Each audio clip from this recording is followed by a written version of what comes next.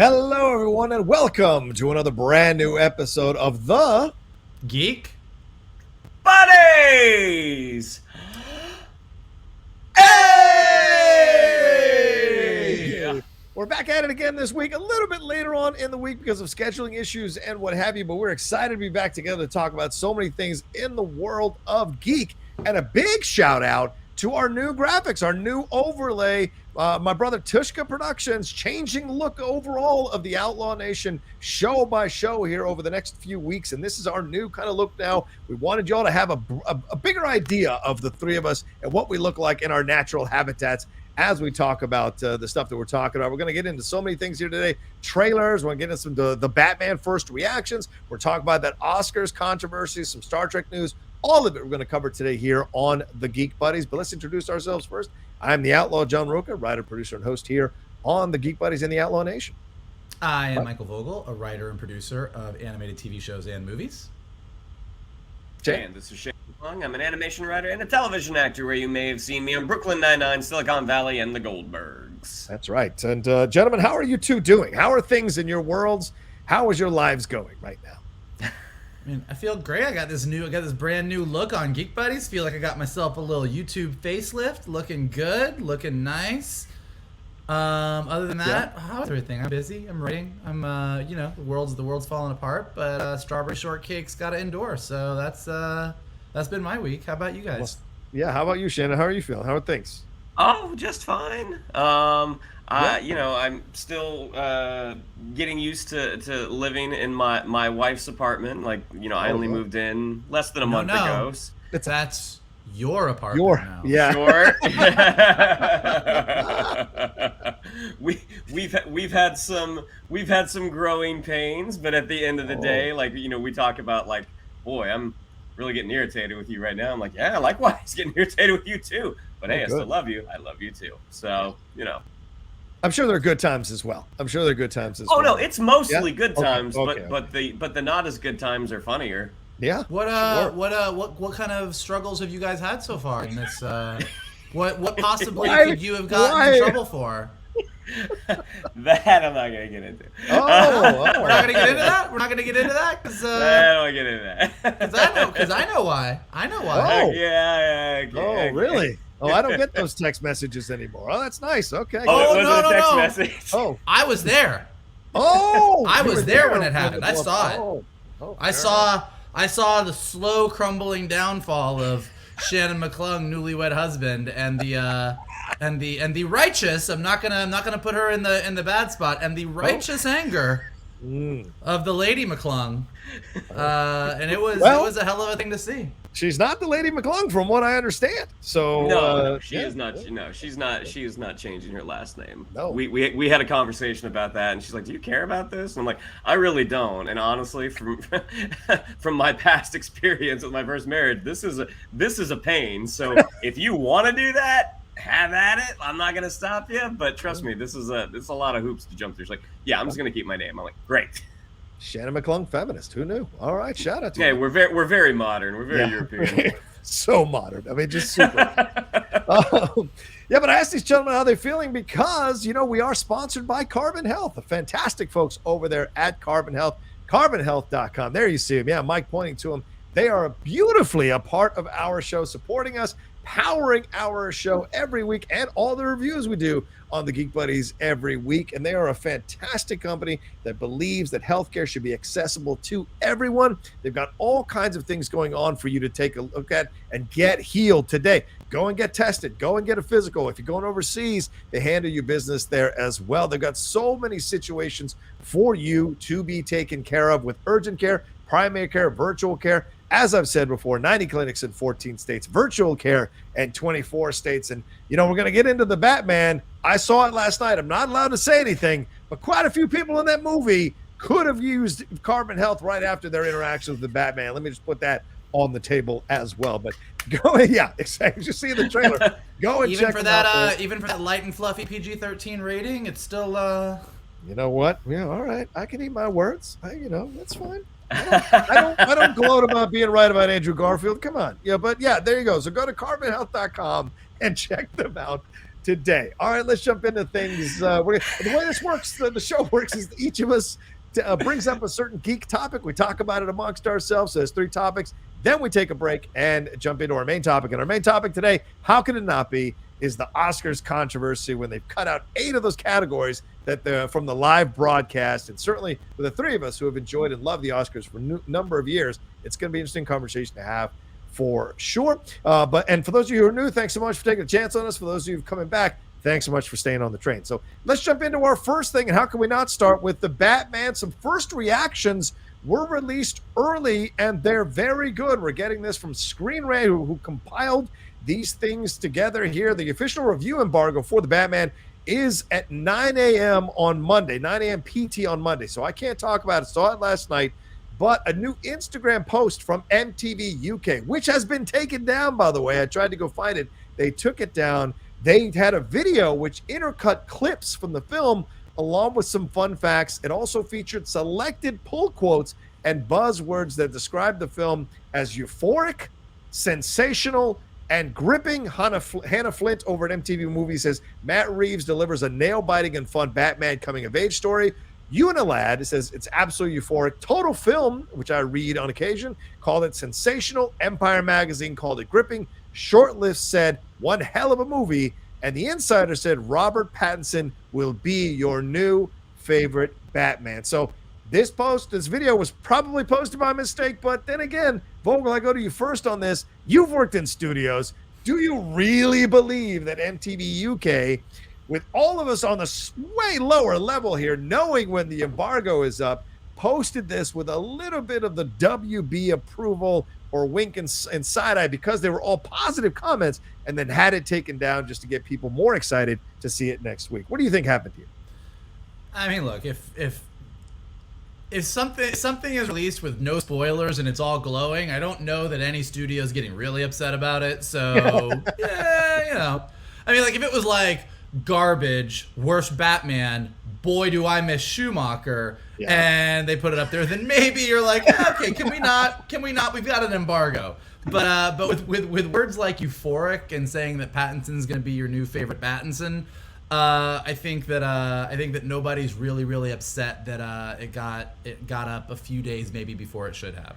Fair enough. So you can't say a lot. Like you can't say too much right now. No. Shannon and I were talking yesterday about how like within the past 24 hours, with all of the with everybody going to the screenings that could go to the screenings and kind of like this new buzz popping up, man, the hype train has left the station. Like I feel like Batman, it's been so long since we've been waiting for the Batman. It's been sort of at a slow simmer because we've had our Mandalorians and we've had our Marvel TV shows and we've had our Spider-Man No Way Home. And so we knew the Batman was on the horizon, but it was just like at a low simmer. And in the past like day and a half, my hype for this movie has just absolutely gone through the roof. Like I truly cannot wait to go see it. I also don't want to know. I want to know as little as possible going in. So even before we started this recording and Shannon was asking John what he thought of the movie, I was like, I don't want to know. But the words that I'm hearing make me happy so far. So like it'll be Monday through Thursday is going to be interesting. Like once the review embargo is lifted, it's going to be very, very tough for me to navigate my life between Monday and Thursday evening. But I'm going to do my best. Shannon, what do you think? Shannon, what are your thoughts on this? When you hear these words, euphoric, you hear these words that he's going to be their favorite. It's going to be your favorite Batman, sensational, gripping, one hell of a movie. I mean, these are all really positive words, as Michael pointed out. Like you want to use those words in describing a Batman film to get people excited to go see it. So what did you think when you heard these terms? I mean, it's interesting because a lot of the folk, like there was an article that you sent, I think it was from MovieWeb, that did talk about Robert Pattinson specifically. And comparing the reception to his Batman, to me almost seems like we haven't seen this since like Michael Keaton's Batman or Heath Ledger's Joker, where the initial announcement was made and there was a lot of like from the fan base at large. I mean, like had the internet been around when Michael Keaton was announced as Batman back in the 80s, I'm sure there would have been a shitstorm. But like Christian Bale, when he was announced, the fan base kind of rejoiced. Like that's someone they had talked about being Batman for a long time. When Ben Affleck's was announced, it was another kind of but also it wasn't his movie. Like, it was a two-hander movie, and I think the fan base has turned around on Affleck quite a bit, but watching Pattinson, like literally comparing it to like Heath Ledger, the comparison to like, oh, it's the Twilight Batman or it's sparkly Batman, and then you see him come out and get all of this praise and all of this adulation. Like it's really encouraging, because we all want to see a good movie, but we also want to see a really good Batman movie, and it's been a while since we have had a really good Batman movie. And like thinking about when, like I know when he was announced, my first response, my instinct was to be like, that he's always very cagey with the press and with the media. And when you kind of hitch your wagon to this, like you're going to be on the junkets, like you're going to be doing junkets, you're going to be on the press tours. And do we want an actor who has been, again, a little cantankerous with the press? You want this guy to be the face. And it was interesting because someone had sent a clip, I believe it was from a Jimmy Kimmel interview, where it was you, John. You sent that out, didn't you? Well, he was manifesting the Tom Holland conversation. Yes. And that's, I mean, I don't know if this is actually who Robert Pattinson is, or if the PR team has done a number on him. But I mean, this is a different guy than we've seen in the past. This is a guy who seems who seems warm, who seems enthusiastic and excited. And like watching him go back and forth with Jimmy Kimmel telling the story about Tom Holland when they shot the Lost City of Z, that was a really encouraging thing to see, and to find out that his performance backs it up as well. It's very exciting. And the fact that they just released the entire Batman soundtrack on Apple Music. I've been listening to it all morning. I stayed up till 1 a.m. last night because I was processing my thoughts on the movie.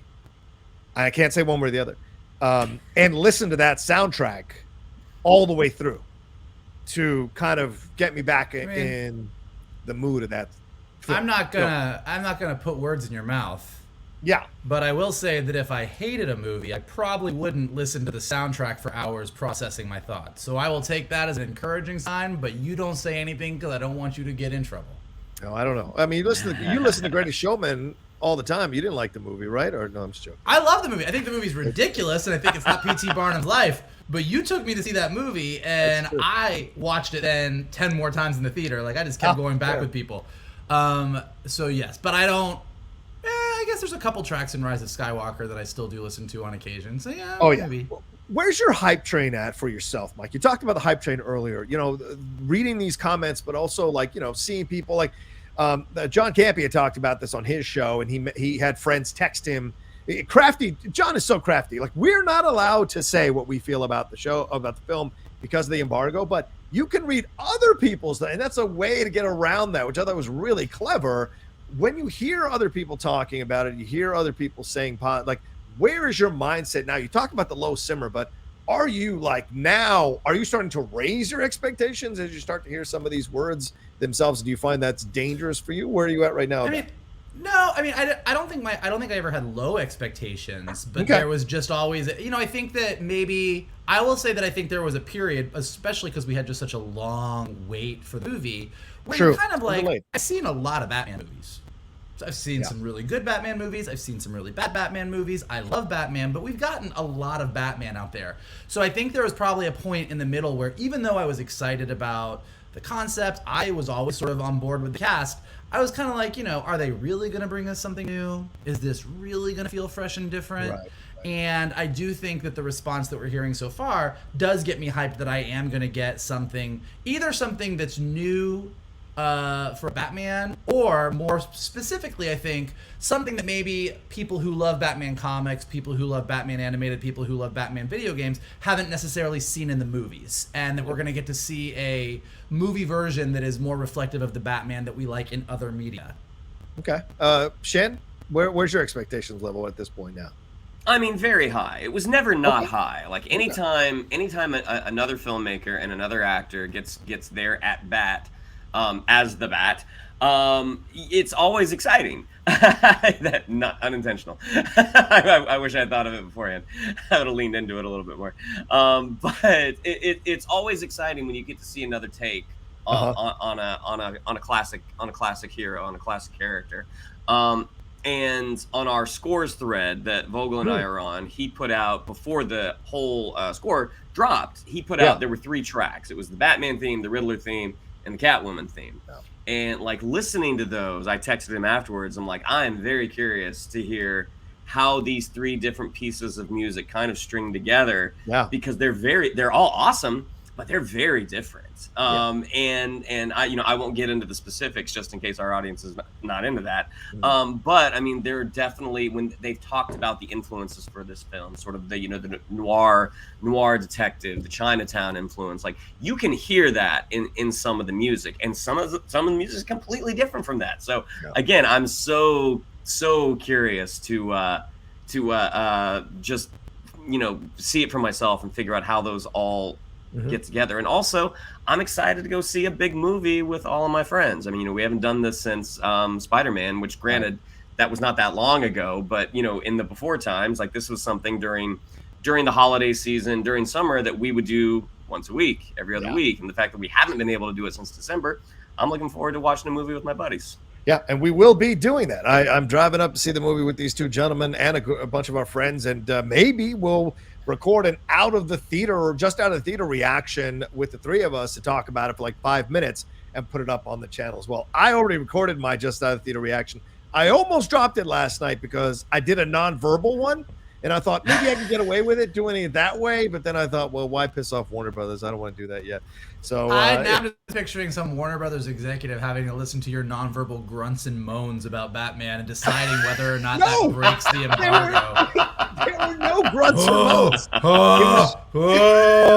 Hey, I didn't say anything. I didn't even think about doing grunts and moans. I just had a look on my face. That's all I had. But and I will add here, as someone who has witnessed John do a VO audition where they want a Chewbacca-like character, I can tell you it would be a fascinating thing to watch. Sure. Anyway, all right, so that thing's coming out next week, y'all. Get ready, and I would definitely recommend you seeing it IMAX if you can see it in IMAX. That's what I will say, and leave it at that before I get in trouble here. All right, let's move on to our second thing here. Mike, I think you're taking us into the world of Star Trek. Is that correct? I am. Let's boldly go where lots of people have been going, but on big screens, not in a minute. So on February 15th, Paramount announced with J.J. Abrams that they were going to be going back to the big screen. J.J. Abrams said that we are thrilled to say that we are hard at work on a new Star Trek film that will be shooting by the end of the year that will be featuring our original cast. So definitely everyone got very excited about that news. There's been a lot of starts and stops with the live-action Chris Pine-led Star Trek franchise. Now, the part that's interesting about this story that I thought was really kind of funny is that in addition to fans being surprised that we had a new Star Trek coming along, the whole cast was pretty surprised about this announcement. It said they were all coming back and that they were going to be shooting by the end of the year because apparently they don't have any deals, which was pretty funny. But also pretty revealing for how badly Paramount wants this and how badly Paramount wanted some big news. Usually you don't make a big announcement where you say you have the entire cast when you don't have the cast, because then you kind of lose your leverage, and all that cast that you announce can ask for a shit ton of money. And so clearly Paramount, wanting to tell their investors some big news, and with the success of Star Trek on streaming, on Paramount Plus, with all the TV series that have been popping up over the past couple of years, they've decided to go big into Star Trek, and I guess they decided to let go of their leverage and be okay with the fact that everyone's going to be like, well, now if you want me, you got to pay me the big bucks. So that's actually probably not a great thing for Paramount Business Affairs, but it is a great thing for Star Trek fans because it means that Paramount clearly is seeing Star Trek as more of a crown jewel than probably they have in a long time. I think that's largely due to the TV series that are on right now. What do we have? We have Discovery. We've got Brave New Worlds coming out. Yep. We've got Picard. We've got Lower Decks. We've got Star Trek Prodigy. There's a whole lot of Star Trek happening right now, and I think that they're seeing success in that. So we're going to get to see another adventure with our alternate universe Enterprise crew. Where will they go? What will they do? What will this movie be about? The only thing that we know for sure is it won't be Quentin Tarantino's. What do you guys think of this new Star Trek news? Yeah, I mean, look, I'm excited. I didn't like Beyond, but I did like the first movie, and I will defend Into Darkness until the reveal. I liked it until the reveal. And I love that they're all coming back, if they're all coming back. Now, I mean, another part to add to this is that apparently this, according to THR, the script and the budget even have yet to be finalized for the supposedly 2023 film. So it doesn't 100% have the green light. But Mike, you make up an interesting point. Leverage here. The studio may also be playing games a little bit here by announcing the cast, because the agents apparently had no idea. And that's a real weird decision to make, on the level possibly of Warner Brothers announcing day and date movies all last year without telling the production companies of those films or the directors and actors and producers of those films that it was going to happen. This is an interesting decision because, yes, you may be giving up leverage, but on the same side, PR-wise, you could be pressuring these actors to sign these contracts. If they don't come back, well, we're going to have to recast. We'll have to go another direction, blah, blah, blah. And it makes them possibly look bad to the fan base that wants to see them all get together. So it's an interesting game of power dynamics the studio is pulling here with this situation, especially because, as you said, they have really, like, as much as Disney has dialed into Star Wars, Paramount has dialed into Star Trek with a bunch of new content to bring that IP back to life in a powerful and interesting way to appeal to multiple generations. So, yes, I'm excited that J.J. Abrams is involved. I'm excited that they've announced the cast is coming back, but the fact that it's not official makes my excitement be a little more tepid than I would normally be, because I love this crew together. They're great. The actors are all great. But Chris Pine, you got to bring back Chris Pine and Quinto, and just the main actors rather. Shannon, what do you think? Yeah, I mean, the premise that they had for Star Trek 4 from a few years ago, that was supposed to be sort of the time-traveling adventure with Kirk and Chris Hemsworth coming back to play his dad. Like, obviously, we don't know what that movie was going to be yet, but I thought the idea of that was really interesting. And having two of the four Chris's together act on the same screen, playing father and son, I'm like, God, that seems like a great idea. And when that kind of went away, as we've talked about, like, I'm not the biggest Star Trek guy, but I do love that first J.J. Abrams movie. I mean, that was the one that got me to give Star Trek a second look. Not a big fan of Into Darkness, and Beyond seemed like this seems like a really good episode of the television show. So it is interesting that Paramount is viewing Star Trek as a big screen commodity. Like, yes, it's very popular on television, but, like, don't let that cast go. As you said, John. Yeah. Chris Pine, Zachary Quinto, Zoe Saldana, John Cho, Simon Pegg. I mean, they have great chemistry together. Yeah. So it'll be interesting to see, because I believe Matt Shakman of WandaVision fame is signed on to direct it. And, he was, very in demand in post WandaVision. So the fact that this is what he wants to do, like, I'm excited, but at the same time, my enthusiasm has cooled on the franchise while loving the cast. Yeah. I'm curious, Alex Kurtzman, who's kind of who's an overall at Paramount, I think, through 2026, and is kind of the creative step, at EP and all the Star Trek stuff, and kind of like shepherding it all through. Like, they've done a very nice job between, like, what's going on in Discovery and sort of building out the future of the Federation, and Picard particularly kind of had some very specific ties to the Chris Pine movie and what had happened to the Romulans. I mean, everything that kind of caused Eric Bana's character to sort of shuttle into this other universe in the Chris Pine movie was sort of confirmed at the beginning of Picard with what happened to the Romulans.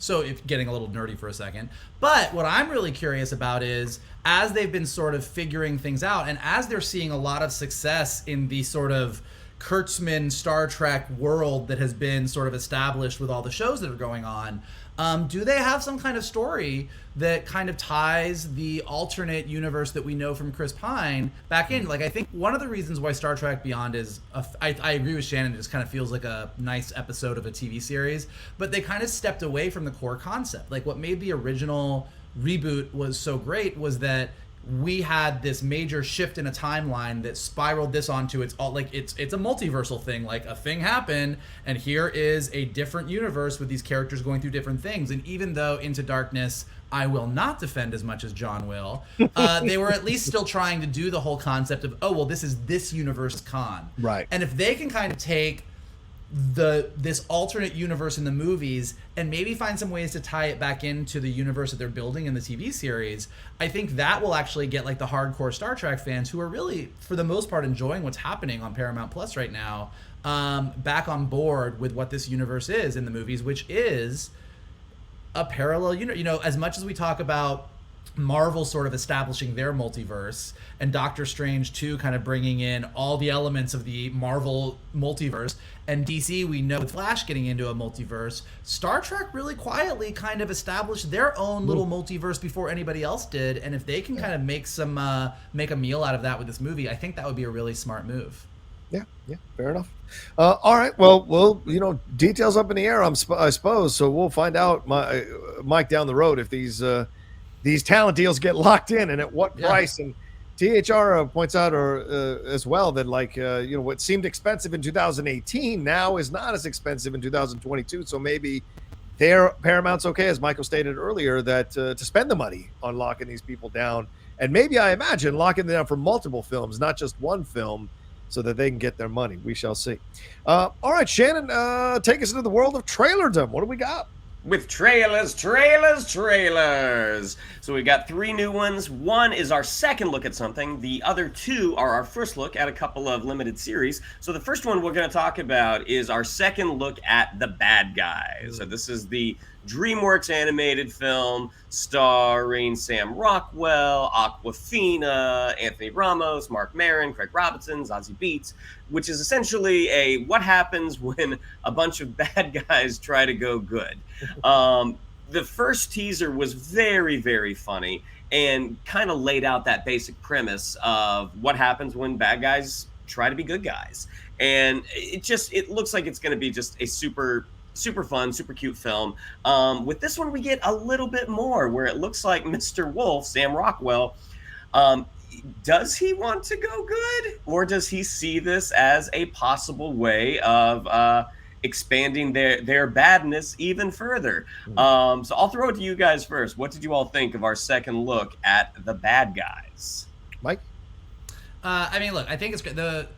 This was kind of fun because the first trailer, I mean, I think the thing that everybody took away from it overwhelmingly was like just the really different look for a DreamWorks animated movie. So even though everyone was excited about the concept and it looked really fun, I think like the main thing that even we talked about was, oh wow, look at these studios really pushing their animation styles. Like this is definitely a post Spider-Man Into the Spider-Verse world where everyone is more open to mixing 2D and CG in cool ways and like a really kind of pushed style. So that's all still really, really neat. But yeah, like to your point, this was definitely more of a story trailer where we really got to dive into the fact that the whole going good is basically, I mean, from what it looks like, it's like they get busted, they get caught, and they're like, hey, let's pretend that we're gonna go good so that we can stay going bad. And it just looks great. I mean, all the comedy with all the characters looks hilarious.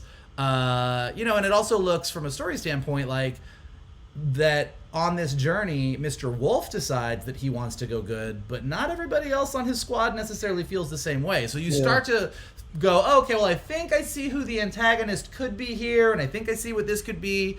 It looks great. It looks like a funky animated Ocean's 11, and I think everyone's super, super stoked for it. So I'm definitely excited. DreamWorks is hit or miss. DreamWorks has How to Train Your Dragon and Shrek and some of these franchises that are some of the best in the world of animation, and then they have a lot of things that you were like, that was fine. So hopefully this is one for them that kind of like rises to the level of what they've got, of the best of what they have. Yeah, I like the trailer. I did a trailer reaction for it yesterday, and I really enjoyed diving back into this animation style. I am really seeing more of it. I mean, the piranha introduction, the water, the way it looks there, some of the cinematography in this particular trailer was just incredible. The shark thing was really funny, especially when you think how King Shark was trying to go under disguise in Suicide Squad, and it was ridiculous in the Suicide Squad, but it somehow works in this animated world so well with that Mona Lisa moment. But yeah, Mike, you bring up a great point here. You're seeing the division here kind of happening. The tail wagging of the big bad wolf there is the change, right? Oh, well, wow, what's this feeling?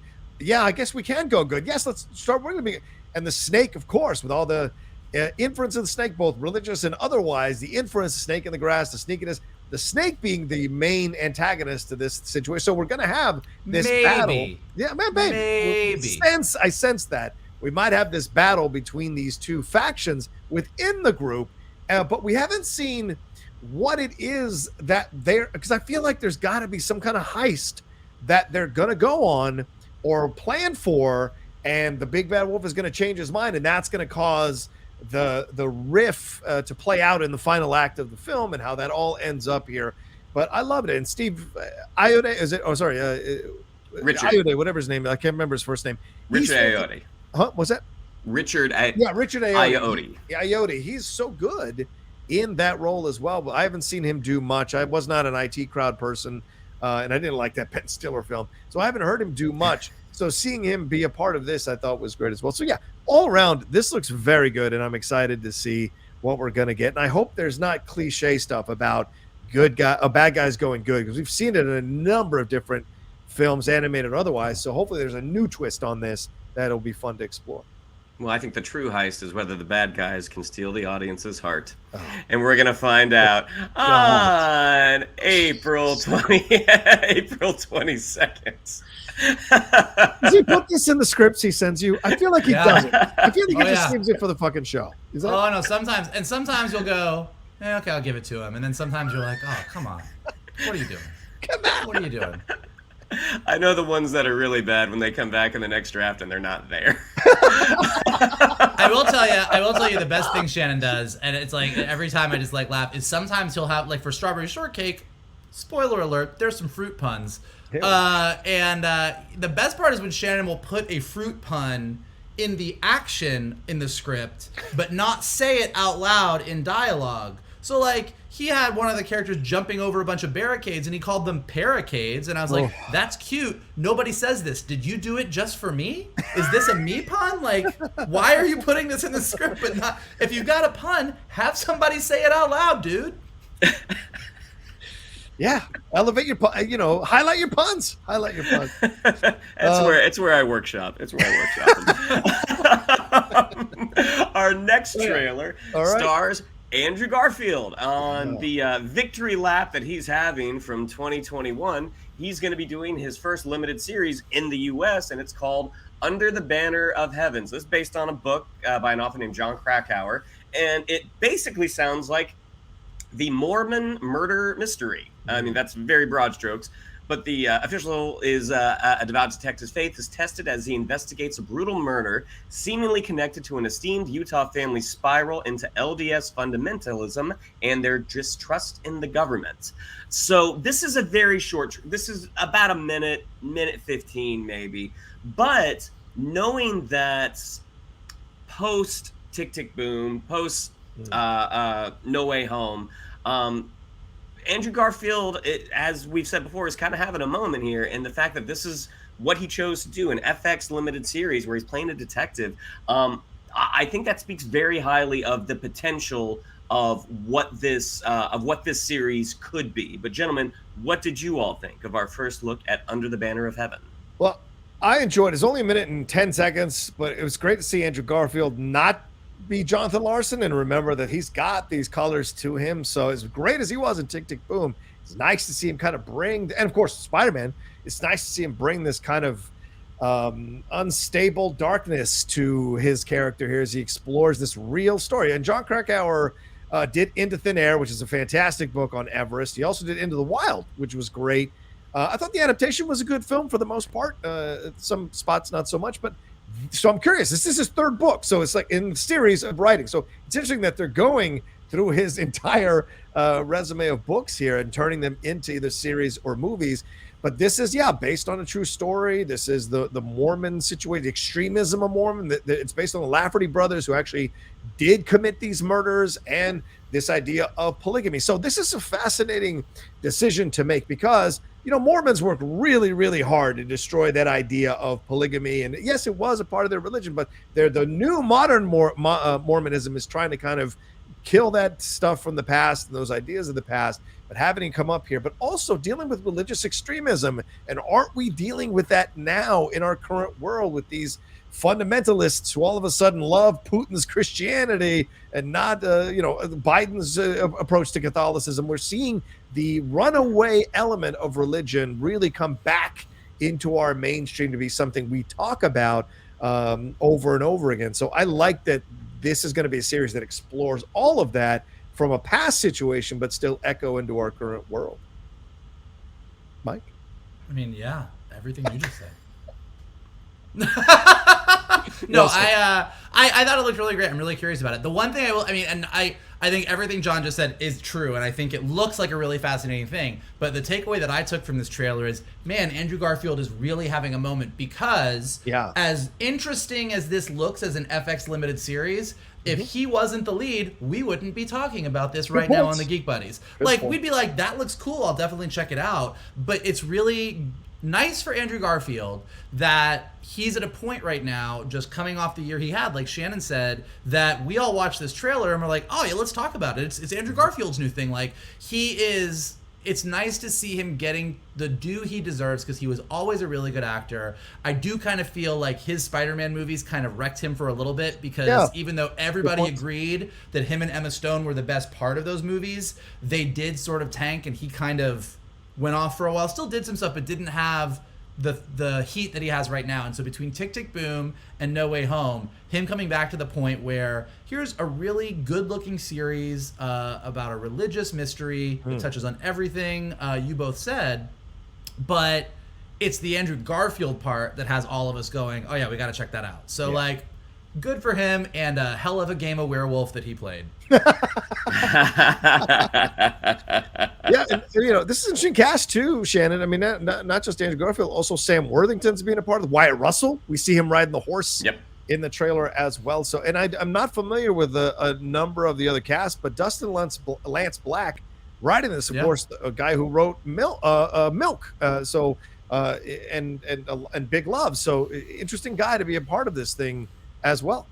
Yeah, and they don't have an official release date. It's just spring 2022 right now, but it will be spring 2022 on FX. Yeah. And that brings us to our last trailer, which is also a limited series, but this one's for Showtime. It is a new adaptation of the Walter Tevis 1960 sci-fi novel, The Man Who Fell to Earth. And you want to talk about a cast, a murderer's row of actors. You've got Chiwetel Ejiofor as the lead, Naomi Harris, Kate Mulgrew, Rob Delaney, Jimmy Simpson, Clark Peters, Bill Nye. I mean, the show, it is just stacked with incredibly talented actors. But for our audience that don't know, the basic plot is an alien comes to Earth looking for a way to get the folks from his home planet to ferry them off, essentially, because his home planet is dying. Whether or not they stick to this, we'll find out. I mean, already it looks like Chiwetel Ejiofor's character's name has been changed. But either way, I think the show looks very, very intriguing. But gentlemen, what did you think? Well, I believe, and I could be wrong on this because I'm not as familiar with the original, but I believe this isn't a remake. It's a follow-up to the original series. So it's not that his name has been changed. He's actually a new character. So the events of the original The Man Who Fell to Earth happened, and he is a new alien from that planet that is coming to our planet to see what the fuck happened to David Bowie's character, who I believe Bill Nighy's playing. Bill Nighy. So I think that it's an interesting take, particularly because this is a movie that not as many people may be familiar with. So I'm sure they'll do a good job of sort of, I believe Alex Kurtzman is behind this again, so he's taking a break from his Star Trekking to jump over here and do some more sci-fi stuff. But I think they'll probably do a good job of filling in the blanks of the original movie, because they know that this is probably the first time a lot of people are going to be exposed to this world. But it looks fantastic. I mean, it looks really, really great. As we were saying about the budget of things these days, it looks like they really spent their money on it, because you kind of have to these days because everyone else is. And I also will say, as much as we all clearly love Star Trek and Star Wars as our two primary pieces of sci-fi, Star Wars is a lot of times, as John is quite fond of saying, more often Western or samurai film than classic sci-fi. And Star Trek is very specifically one type of sci-fi, but there's all these great sci-fi novels and sci-fi stories that really kind of deal with humanity, where we're at, what's going on. And so it's really nice to see some more like of the classic sci-fi stories coming back in a new and different way. Jesus Christ. One time I visited a prostitute during the war, and my life's been a living hell ever since with that tweet. Listen, I did the trailer reaction, dropped it this morning because I wanted to look at I haven't had my computer in 3 days, so I was catching up on stuff, but I wanted to record a reaction to this because this looks fantastic. And as Mike points out, yes, it's a continuation of the story. I wonder if they're going to use elements that they didn't use in Nicholas Roeg's film. Nicholas Roeg directed it in the 1970s, and this is I think this was the first starring film where David Bowie was the lead, and of course he did Quadrophenia and other things throughout his career here. But yeah, this is Labyrinth. Sure. Don't you leave it out. Yeah, just cod pieces are unsettling. The whole thing with this film, with this series, though, I think is fascinating. Is going to an exploration here of global warming. It seems to be what they're going to, or what I'm reading here, that they're going to dive into. But I like that you pick someone like Chiwetel Ejiofor to kind of lead this thing, and even the way he's interacting, the way he's speaking, you can tell he's kind of having a different approach to this character than we've seen before. What David Bowie did. And Naomi Harris, anytime you get Naomi Harris to be a part of your project is already at another level. She's so good. And I lost my mind that it was Bill Nighy playing the character that David Bowie Newton from the original film. Because the original film is all about like this guy who comes to Earth, and then like he's a smart scientist, so we're advancing, but he falls into this trap of alcoholism. He falls into this trap of hedonism. So it's about a wasteland that's cultural and agricultural, but also personal. So this seems to be a completely different take, and the fact that bringing him back means like what he survived. So what are the lessons he has learned as an older member of the same species that he might have conversations with Chiwetel Ejiofor? I like that they showed his family, what they look like with the eyes and stuff like that. It's really interesting. So this feels like it's going to be a combo of Starman and The Man Who Fell to Earth, but also have something to say about the current issues going on in our world as we become more and more aware of the impact of global warming. And we've seen, guys, in Peacemaker, this idea of who's going to come in here and make us do the things we need to do so that we can survive as a species. It's not a coincidence that more and more of these projects are having this theme to them, because people are becoming more and more aware of the fact that we could be leaving this planet as a species in the future. It's funny, nearer than we thought. Yeah. It's funny that you say that. I thought the same thing. It's, we, for most of our lives, when we had alien invasion movies, the plot is usually, whether it be Independence Day, Hasbro's Battleship, but like whatever it is,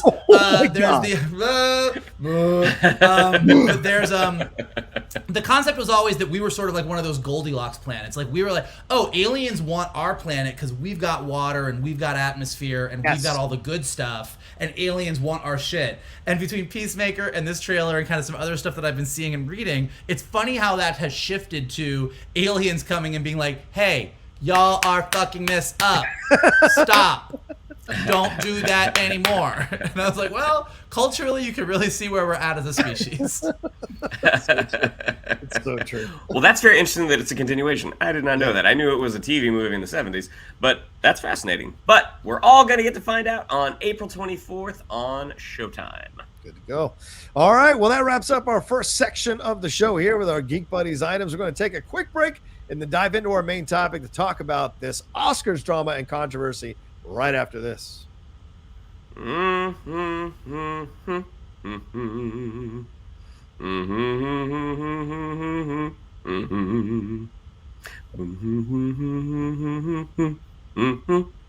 good. It's really good. That's really good what you're doing. It's really good. Really good. Maybe we shouldn't be saying hooray to this, but it's the thing that popped into my head. I was confused about what you were doing there. I was like, what is happening? What is this guy doing, for God's sake? So, all right. So here we go, ladies and gentlemen. We just this happened earlier this week. Let's lay the groundwork down. Over the last few years, lay the groundwork on us, Johnny. I apologize. Over the last few years, the Oscars have had a desire to hunt for ratings, to chase ratings. They've come up with all kinds of weird things, like having the nominees actually on stage as they select the winner, which is so weird. They've had different kinds of hosts. They've had no hosts. They've changed they've combined categories, as we saw with the sound mixing situation there. And we've seen them kind of approach this way of doing it. We saw last year doing a COVID Oscars, having Glenn Close do twerk or whatever it is that she did. All these kinds of approaches to try to make it more hip, more modern, rather than embracing the Oscars for what they actually are, which is a night to celebrate film. And yes, a bit ostentatious at times, a bit condescending at times, but also something that absolutely loves the medium of film and worships the medium of film. Well, this year, in an effort to maybe tone down, or an effort to kind of open the door to cutting time off of the Oscars, because that's been the big complaint from people who haven't watched the Oscars. Supposedly it's too long. They have removed 8 categories from the live telecast: documentary short subject, film editing, makeup and hairstyling, original score, music. The original score will not be announced live on the show. Production design, animated short film live action, and sound, the aforementioned sound. So, gentlemen, this is Will Packer is producing this, who has never produced a live event. He's only produced films and nothing. Look, Will Packer is a great producer in Hollywood, got a big footprint, no doubt, and building, but this reeks of people not understanding what the Oscars really are and trying to chase an audience that is not going to come back no matter what you do. And the fact that you've had both Josh Gad and John Hamm turn down being co-hosts of the Oscars when they were offered the possibility.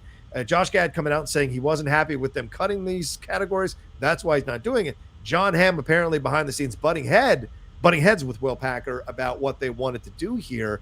So all of this feels like this is going to be a bit of a train wreck, even worse than last year was, in my opinion.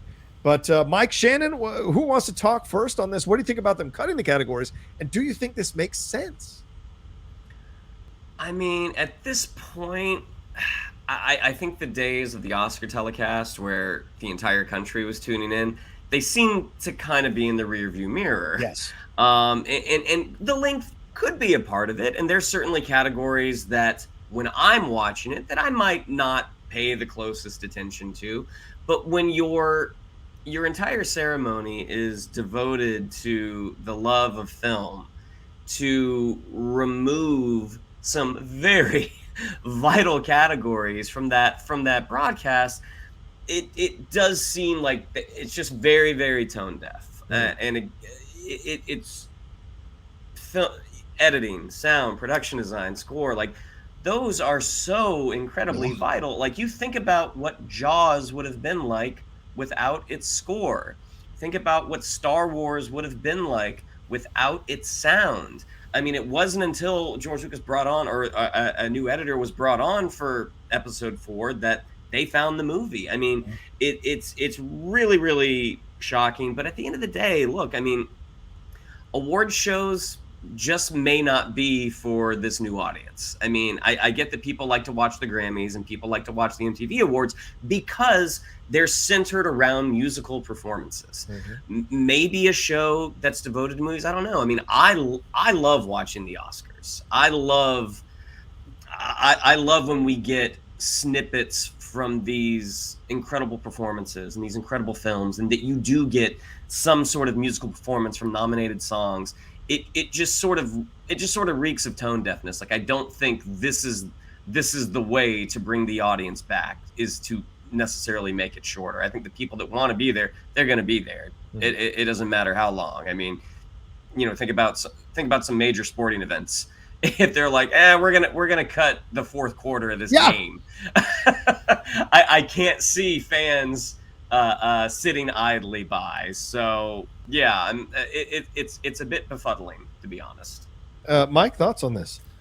I mean, look, I will say, let's see what they do. I mean, they didn't cut the categories. The categories are going to be announced. We're going to find out who did get best score and best sound. It's just they're not doing it there. I don't think it's a good idea. I think once we watch the Oscars, we'll all be like, well, that was dumb. Yeah. But to be fair, let's see what they do. Every year, this happens every year. Every year, less and less people watch. And every year, they try and, as you said, they try and do a bunch of things to try and get people to watch the next year. I do think, I think Shannon's right, it does reek of tone deafness, but I also think it's the most Hollywood thing in the world. So, Hollywood, how do I say this? Hollywood having a bunch of opinions of what people want and being 100% wrong about those opinions is really the most Hollywood thing you can do. So in that way, they're right on the money. I was talking to somebody about this, and it's just like, there was a time where if you were a TV executive, you were told explicitly, don't have a serialized show. People don't want to pay attention to it. They have to be standalone, which is why we got, all of the procedurals that we got for years. And lo and behold, we now live in an era where it turns out people like those big stories. Before Marvel came along, before X-Men came along, people were like, people don't want a superhero movie. And we are living in this era now. And then Marvel was told, you can't make a bunch of movies that are all connected where people have to follow. Over and over and over again, people are told, oh, adults won't watch animation. You can literally go down the list of things that Hollywood thinks are true that are absolutely wrong. And so then you look at the Oscars where it's like, well, people aren't interested in this. People don't want this. People don't want that. And you're like, no, guys, the Oscars are boring. And you keep cutting things that are your strengths. Yeah. Like Shannon said, people love the Grammys and the MTV the MTV Music Awards because of the performances. But last year's Oscars, the COVID Oscars, had literally no clips of any movies, nor any performances. So it is not surprising. Even if you loved movies, it was the most boring award show you ever saw in your life. So when you have at your disposal every movie star, movie scores, dance numbers, musical performances, you can literally use all these things to give yourself a dynamic performance that people would actually want to talk and tweet about. And you're like, you can do all that and keep your awards. So I think that it's just one more in a long, long, long laundry list of things that people think they need to do to get an audience that will fail. And maybe eventually one day somebody will come along and say, hey, we should actually not give a shit about what anybody thinks. We should make the best award show that fucking celebrates the movies. And if people in Middle America don't want to watch it, that's cool. And then you know what'll happen? Everyone in Middle America will watch it and say it was great. Yeah. I mean, how much longer do we let Billy Crystal get away with this? I mean, for God's sakes, him walking away from this Oscars is the whole reason why this has all happened. That son of a bitch. That selfish son of a bitch. No, I'm joking. I think that's an element of this as well that's really important to think about. Because I think if you have a main host that you can count on every year, and for years in times past, Bob Hope, other people were the consistent hosts. Billy Crystal was the one that came along and people were galvanized behind him. And I think if they had been able to transition to another host that could go on for years, then another host to go, I mean, like a new Doctor Who just getting regenerated. I think people would be 100% behind the situation. We look forward to see what that person's going to do, but we haven't been able to find that one MC, that one person who could do that. And, we've had people come in and out, different approaches, some train wreck situations like Hathaway and Franco. And we've never had someone who just kind of slides into the role and does it like we saw with Poehler and Tina Fey. Yeah, they were great at the Golden Globes, or Ricky Gervais at the Golden Globes.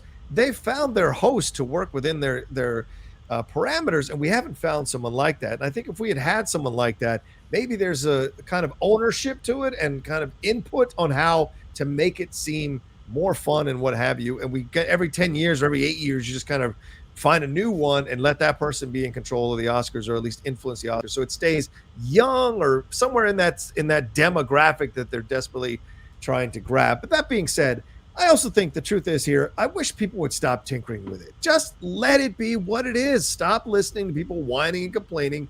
It is montages. It's a celebration of film. Bring out the actors and directors, producers, all the below the line people. Bring them out. Give them their time.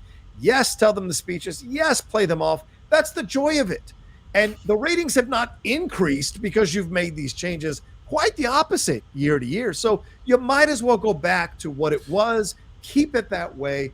eat the money a little bit. And this is what I find fascinating, because whatever channel it's on, whether it's NBC, ABC, or CBS, they're all owned by a big studio now, Paramount, Universal, and Disney. So the fact that you're there to celebrate film, take the hit a little bit financially, because those films are being highlighted to benefit your pocketbook in the end as a studio. So to me, I've never understood the complaining about this situation, because to me it's like, let the Oscars just be the Oscars. And I guarantee you, when it comes back to being a 3.5 hour show, the ratings gonna go back up, because people are gonna be like, oh, it's what's old is new again. And that's what's so frustrating. The more they try to YouTube the Oscars or TikTok the Oscars, the more stupid it becomes, because then you end up like Steve Buscemi with the skateboard. What's up, young folks? That's what they're trying to do, and it doesn't work. The Oscars do not convey young and hip, and they never have. So let it be the staid institution that it is, and stop trying to change it so much to turn it into the MTV fucking Movie Awards, because that's the last thing I want it to be. The TikToskers. The TikTokers. Okay. Oh my God, you two. It's like doing a show with Statler and Waldorf over here. All right. I mostly agree with you. The only part, and I do think the Oscars should just be the Oscars. The only part where I would disagree a little bit is, I don't think you just need to go back to the way it was. I think you can absolutely make changes to the Oscars. I think you can absolutely try new things. I think the problem is where the motivation comes from. When the motivation comes from, we should change this to be less of what it is, to try and get more people, you're never going to make the right choice. Yeah. It never works that way. If you come in to do the Oscars and go, you know what? I love movies. I love movies in the movie theater. I love movies streaming on my couch. I love movies more than anything. How do I make a 3-hour show that is just, how do I even make it love the movies even more? How do I make this the most epic love letter to movies? Even like, fuck all the celebrities and their fancy this. Fuck an MC who does like funny little bits that are kind of funny. Like, how do we just make this the ultimate movie lover's experience? Yeah. And then you make a bunch of changes? I guarantee you those changes will be received better, because they came from a really honest place. And you can see it again.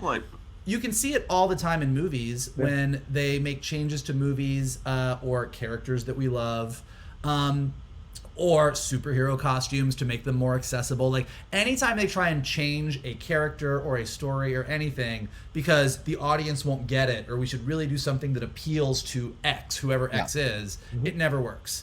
And when you're like, let's be true to what this is and do it in a different way, you're usually going to be more successful. So they should probably take a note from a lot of the movies that get nominated and follow in that footsteps. And also, this idea of cutting, Michael's right that these categories are not being cut from the Oscars in terms of the fact they're not awarding those awards. They are. But the implication here by not having them on the live broadcast is you don't see them as important.